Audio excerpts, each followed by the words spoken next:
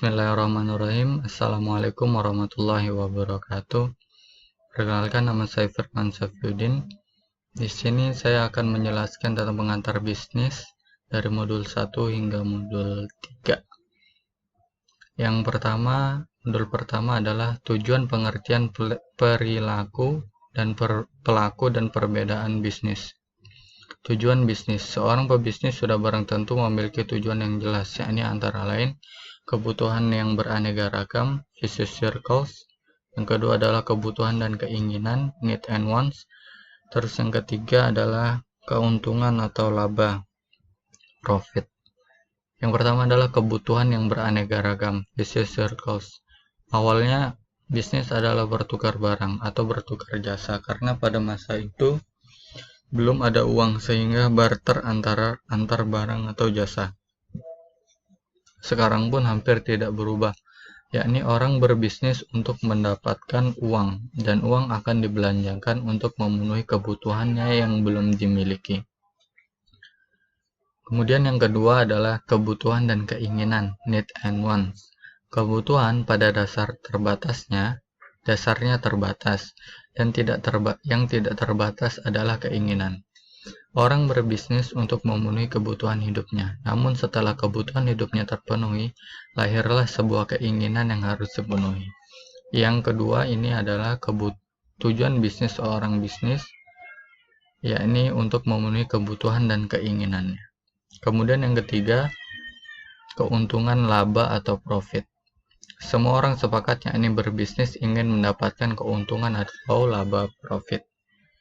Dan inilah yang mendorong seorang pebisnis untuk terus berinovasi dan berkreativitas supaya bisnisnya terus berkembang.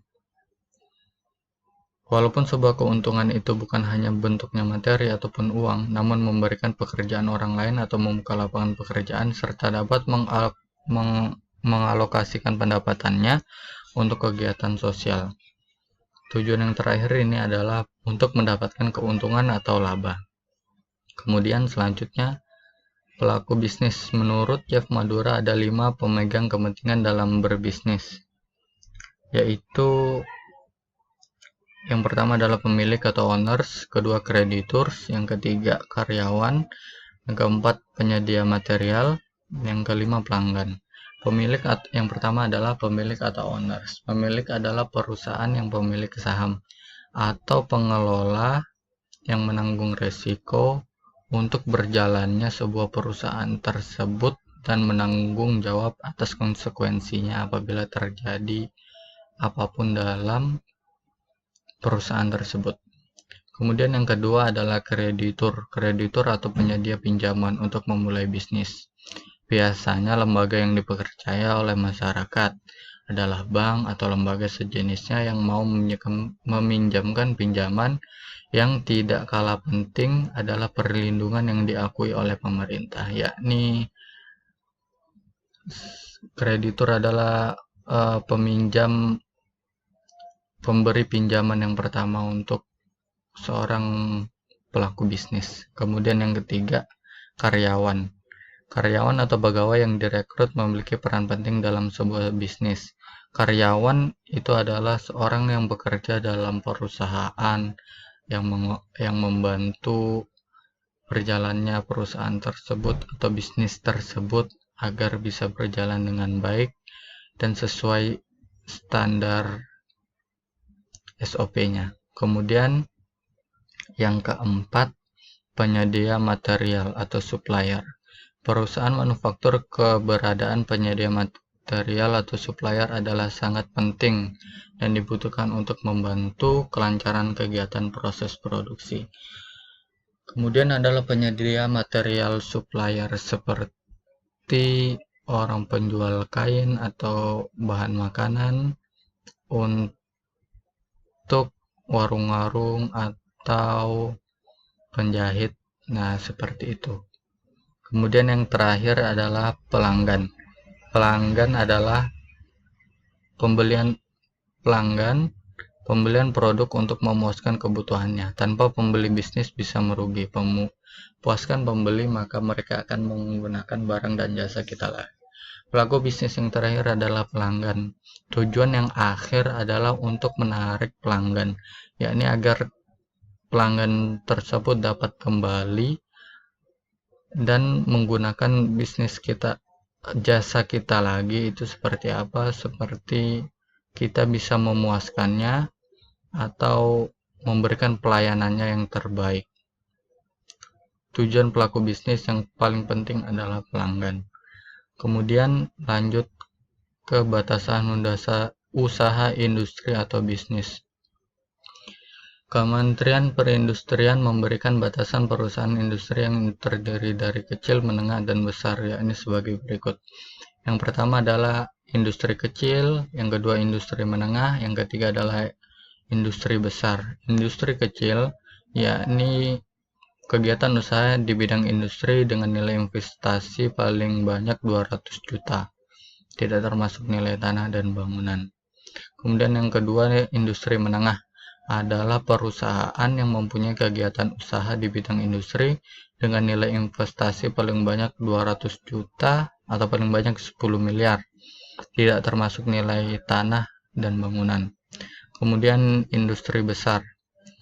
Industri besar adalah perusahaan yang mempunyai kegiatan usaha di bidang industri nilai investasi lebih besar dari 10 miliar, tidak termasuk nilai tanah dan bangunan dan tempat usaha. Kemudian di sini ada tabel ukuran usaha mikro, yakni jumlah pekerjanya 1 sampai 4, yang kecil 5 sampai 19, menengah 20 sampai 99 pekerja, industri besar atau usaha besar dari 100 atau lebih pekerja. Kemudian batasan usaha industri atau bisnis. Adapun kelemahan usaha kecil adalah kurang berorientasi pada masa depan, jarang inovasi, jarang mengadakan kaderisasi, cepat puas, kurang tanggal teknologi, kurang paham akan regulasi, kurang paham manajemen. Yang terakhir adalah struktur modal tidak memadai. Kemudian lanjut ke bab 2. Di sini di bab 2 di modul kedua kita akan menjelaskan tentang tanggung jawab sosial perusahaan. Tanggung jawab sosial adalah sebuah lembaga bisnis atau perusahaan harus ditancap secepat mungkin, dan etika bisnis memberikan rambu-rambu kapan harus berhenti atau dengan kata lain mana yang boleh dan mana yang tidak boleh. Atas tanggung jawab perusahaan itu harus memperhatikan 5 aspek, antara lain tanggung jawab atas pelanggan, customer, tanggung jawab atas pekerja, employees, tanggung jawab atas pemegang saham, stockholder. Yang keempat adalah tanggung jawab creditors. Yang kelima adalah tanggung jawab masyarakat, communities. Yang pertama adalah tanggung jawab sosial kepada pelanggan, social responsibility customer, yakni tanggung jawab sosial kepada pelanggan. Contohnya kita dapat meretur barang pelanggan yang dikomplain pelanggan, seperti cacatnya suatu barang yang dikirimkan. Kita harus bertanggung jawab untuk mendapatkan kepuasan dan kebaikan layanan yang diberikan perusahaan atas pelanggan. Itu contohnya. Kemudian lanjut ke tanggung jawab sosial kepada pekerja, social responsibility employees.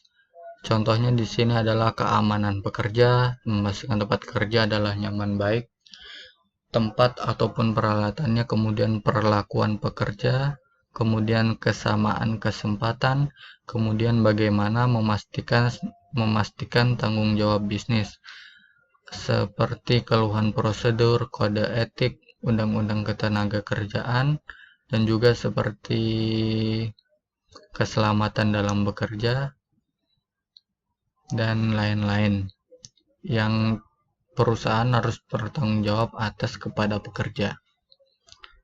Kemudian tanggung jawab sosial kepada kreditur.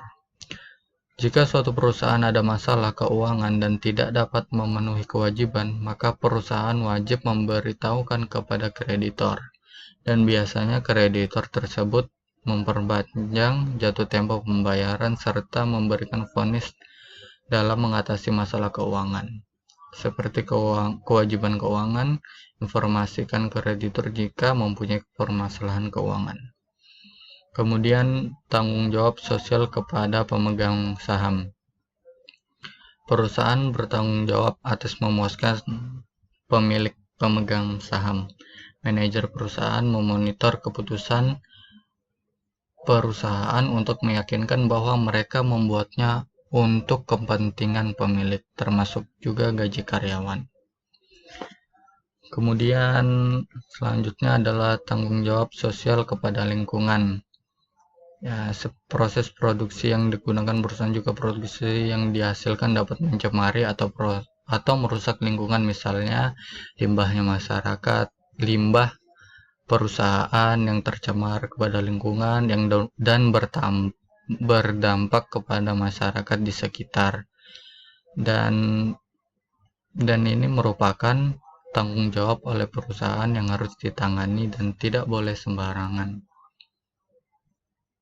Dan kemudian tanggung jawab sosial kepada masyarakat, seperti contohnya menjadi sponsor dalam kegiatan masyarakat lokal di mana perusahaan itu berada, sumbangan kepada masyarakat tidak mampu, membangun fasilitas umum yang dibutuhkan masyarakat, memberikan pemeriksaan gratis, memberikan beasiswa bagi anak yang tinggal di sekitar perusahaan atau di daerah tertentu. Kemudian implementasi corporate social responsibility, yaitu implementasi tanggung jawab sosial perusahaan, yakni dari bidang sektor pendidikan, bidang lingkungan, kesehatan, pengembangan UMKM, lingkungan hidup, kegiatan sosial, infrastruktur, dan peduli bencana. Kemudian lanjut ke bab modul ketiga, bentuk hukum, lingkungan, dan kebaikan dan keburukan perusahaan. Badan usaha yang berbadan hukum dan yang bukan berbadan hukum. Badan hukum perusahaan dibagi dua, yakni ada yang berbadan hukum, ada yang bukan badan hukum. Badan usaha yang berbadan hukum, subjek hukumnya adalah badan usaha itu sendiri. Jika harta kekayaan atau